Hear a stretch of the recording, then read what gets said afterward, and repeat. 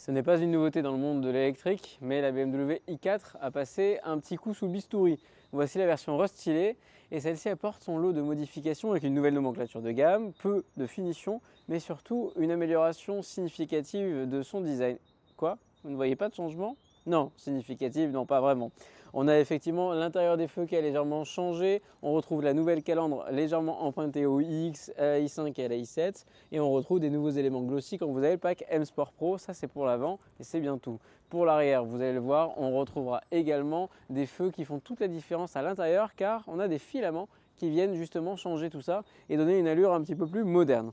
Pour les specs, on retrouve une version aujourd'hui en transmission intégrale et cette transmission intégrale, aussi connue soit-elle chez BM, est peut-être son principal handicap au niveau de sa consommation. Je m'explique, on a une version 40 xDrive. Celle-ci possède 401 chevaux, 600 Nm de couple. Malheureusement, elle consomme un petit peu plus avec sa transmission intégrale. Il a bien fallu passer les 62 chevaux supplémentaires.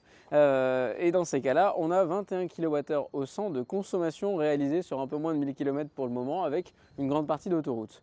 Donc c'est correct, mais pour une berline fastback effilée, ça n'est pas fameux. Précisons que nous sommes quand même en période hivernale avec des températures très froides. Là où va se positionner la i4 en formule intéressante, c'est non pas en achat mais en loyer car elle est très agressive. BMW travaille toujours dessus avec des offres très basses et puis surtout elle ne possède pas de concurrente directe. La seule concurrente principale serait la Hyundai Ioniq 6, un cran en dessous en termes de prestations intérieures et de standing, quoique. Par contre elle là-bas à plat de couture sur l'autonomie. En revanche, la concurrente principale du marché serait la Tesla Model 3, 15 à 20 000 euros moins cher minimum en entrée de gamme et jusqu'à 40 000 euros moins cher en haut de gamme.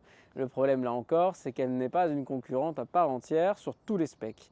Alors, la seule vraie concurrente de cette BMW i4 s'appellerait la nouvelle CLA qui sort cette année en 2025 et qui pourra peut-être enfin rivaliser avec une i4 qui est déjà présente au catalogue depuis 2021. Je vous laisse me dire en commentaire ce que vous pensez de ce design légèrement restylé, de ce nouveau coloris Cap York ainsi que de ces jantes 19 pouces qui ne sont pour une fois pas trop grosses et ne nuisent pas à l'aérodynamisme de la voiture. Et puis je vous laisse me dire également si ce profil de véhicule là vous plaît, qui n'a rien pour une fois d'un SUV.